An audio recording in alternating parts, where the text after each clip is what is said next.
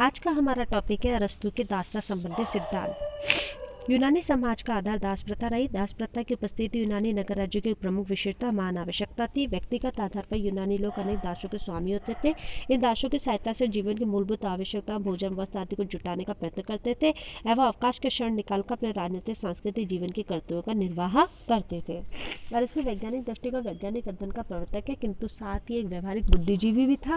अतः दास्ता पर आधारित यूनानी सभ्यता का सच्चा प्रतिनिधि होने के नाते तथा स्वयं अनेक दासों का स्वामी होने के कारण उसने बौद्धिक आधार पर दास प्रथा के औचित्य का प्रतिपादन करने की ठान ली। यदि ऐसा नहीं करता तो यूनानी सभ्यता का अस्तित्व संकट में पड़ जाता। उस काल में दास्ता को मिटा देने का अर्थ होता उस आधार स्तंभ को हटा देना जिस पर समस्त यूनानी सभ्यता का भवन टिका हुआ है। अरस्तु की दास्ता का अर्थ प्रकृति। दास प्रथा संबंधी अपने विश्लेषण में अरस्तु ने सर्वप्रथम दास के अर्थ को स्पष्ट किया है। उसने दास को पारिवारिक संपत्ति का एक भाग होना माना। उसके अनुसार स्वभाव अपना नहीं लेकिन दूसरों का है, दास है। अरस्तु के अनुसार राज्य चूंकि गृहस्थियों के सहयोग से बनता है, इसलिए दास प्रथा को समझने के लिए हमें गृहस्थी के प्रबंध को समझना चाहिए। गृह प्रबंध के विभिन्न अंग उन व्यक्तियों के साथ जुड़े होते हैं जिनके सहयोग से गृहस्थी बनती है। अरस्तु के अनुसार संपत्ति गृहस्थी का हिस्सा होती है। संपत्ति अर्जित करने की कला गृह प्रबंध की कला का अंग है। संपत्ति दो प्रकार की होती है, सजीव और निर्जीव। निर्जीव संपत्ति में मकान, खेत और दूसरी अचल संपत्ति आती है। सजीव संपत्ति में हाथी, घोड़े, अन्य पशु और दास आदि सम्मिलित हैं। संक्षेप में अरस्तु ने दास को मनुष्यों की श्रेणी में ना रखकर उपकरणों की श्रेणी में रखा है। दास परिवार की संपत्ति है, उसका उपकरण है। दास्ता का औचित्य। दास्ता प्राकृतिक है। अरस्तु के अनुसार दास तथा प्रथा प्राकृतिक है। प्रकृति सरलते से ये नियम दृष्टिगोचर होता है कि उत्कृष्ट निकृष्ट पर शासन करता है। विषमता प्रकृति का नियम है। मनुष्यों में स्वाभाविक और प्राकृतिक रूप से असमानता होती है। सभी मनुष्य किसी बुद्धि योग्यता गुण को लेकर उत्पन्न नहीं होते। दास्ता प्राकृतिक असमानता का ही परिणाम है।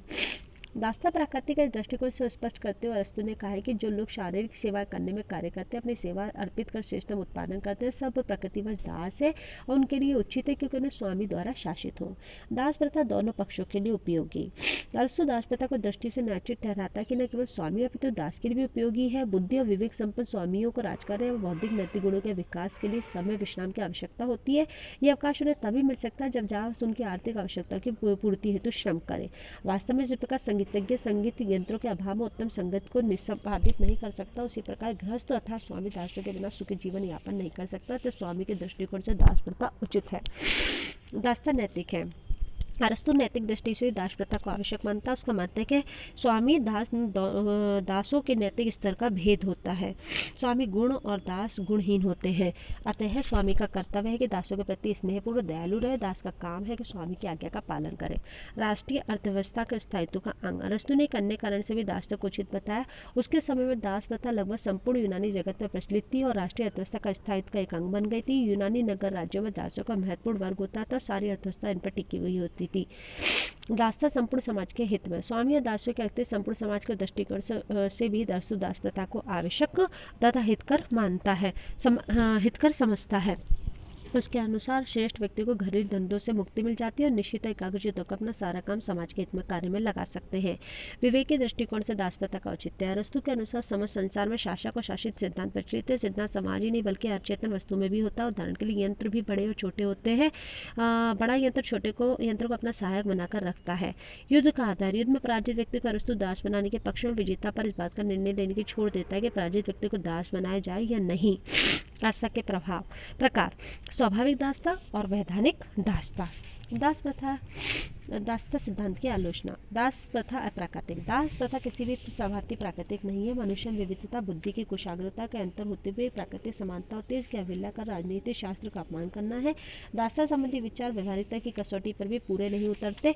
यदि उनका कथन स्वीकार कर लिया जाए तो दास्ता और स्वामित्व के तत्वों में व्यक्तियों में जन्म जाते हैं। जो व्यवहारिक घटनाएं उत्पन्न होती है कि निश्चय किस प्रकार किया जाए कि कौन कौन से व्यक्ति नैसर्गिक रूप से दासत्व तत्व को लेकर पैदा हुए हैं। मानव समूह का विभाजन संभव नहीं। अरस्तु के द्वारा प्रतिपादित दास प्रथा का औचित्य पूर्ण रूप से इस मान्यता पर आधारित है कि मानव सभी के गुण और योग्यता से युक्त उच्च वर्ग बुद्धि निम्न वर्ग में विभाजित किया जा सकता है। विभाजन का सर्वमान्य मापदंड नहीं। यदि मान लिया जाए कि मानव सुबह इस प्रकार दो वर्गों में विभाजित करना संभव है तो घटना यह थी कि एक विशेष व्यक्ति के दोनों वर्गों में से किस वर्ग में रखा जाए। उसका विचार नितांत व्यवहारिक प्रतीत होता है कि प्रकृति स्वस्थ और पुष्टि शरीर दासों को देती है और दुर्बल शरीर किंतु विवेक युक्त मन स्वामी को देती है।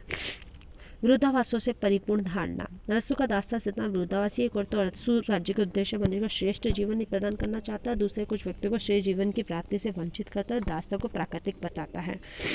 दूसरी ओर कहता है कि दास्ता से मुक्ति भी मिल सकती है। जातीय अहंकार का प्रतीक। दास्ता के प्रश्न पर विचार करते समय अरस्तु अपने जातिगत अभिमान और जातीय हितों के पूरी तरह से ध्यान रखता है। अवकाश का बहाना न्याय संगत नहीं। मनुष्य दास इसलिए रखता है कि उसको शासन कार्यों, संगीत, कला और साहित्य के माध्यम से अपना बौद्धिक विकास का अवसर मिल जाए। इस प्रकार दो तरह से न्याय संगत नहीं है। प्रथम तो इतने अवकाश की आवश्यकता ही नहीं कि सारा कार्य गृह कार्य तो दास करे, स्वामी साहित्य सेवा पर अपने ऐशोआराम का जीवन व्यतीत करे।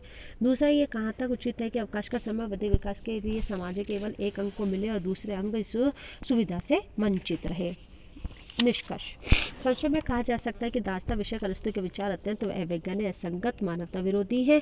एबनस्टीन लिखा है, उसकी दास्ता संबंधी स्वीकृति सिद्धांत सिद्ध करती है कि जिस प्रकार बुद्धिमान और महान दार्शनिक अपने समय की संस्थाओं का और उसके पक्षपात का बंदी होता है, उन संस्थाओं का तर्क और औचित्यपूर्ण बताती है। मैक्सी ने तो दास प्रथा के विवरण के कारण अरस्तु की पुस्तक पॉलिटिक्स को अवैध घोषित करने की सिफारिश की थी। अरस्तु की समस्त विचारधारा में दुर्भावपूर्ण जातीय अहंकार से उत्पन्न होने के अलावा अन्य किसी प्रकार से उचित नजर नहीं आती।